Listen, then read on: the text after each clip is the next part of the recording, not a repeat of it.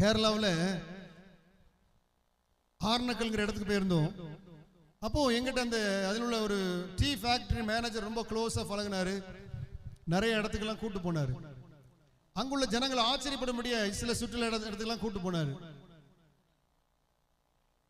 அந்த கேட்டிஸ் எங்கிட்ட கேட்டார், இவர் யார்ட்டையுமே பழக மாட்டாரு, நாங்கள் எத்தனையோ பெரிய பெரிய ஊழியக்காரர்லாம் இவங்க வீட்டில் தான் தங்க வச்சிருக்கிறோம், உங்கள்கிட்ட ஒருத்தர் எப்படி இவ்வளோ நல்லா க்ளோஸாக பழகிறாரு, இப்படி எல்லாம் நிறைய இடத்துல கூட்டு போறாரு அப்படின்னு சொல்லிட்டு கேட்டாங்க. காரணம் என்னன்னா, அவருடைய கார் புதுசாக வாங்கி ஒரு 13 லட்சம் காரை வாங்குறாரு. ஆனா எலக்ட்ரானிக் ஏதோ சம் ப்ராப்ளம் கேரளாவில் கொண்டு போறாரு.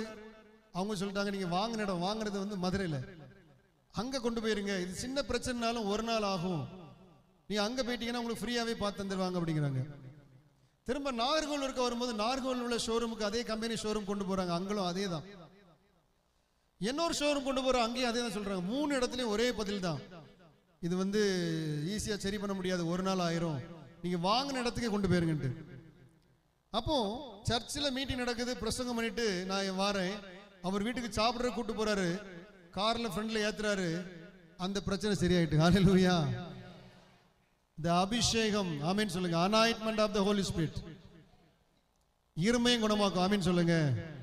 எலக்ட்ரானிக் பிரச்சனையும் குணமாக்கும், ஆமென் சொல்லுங்க. எல்லாரும் ஆச்சரியப்படும்படியா எங்க காரியம் நடந்தது, ஆமென் சொல்லுங்க. ஹல்லேலூயா, ஹல்லேலூயா. கர்த்தருக்கு எல்லாத்தையும் மாற்றுவது லேசான காரியம், ஆமென்.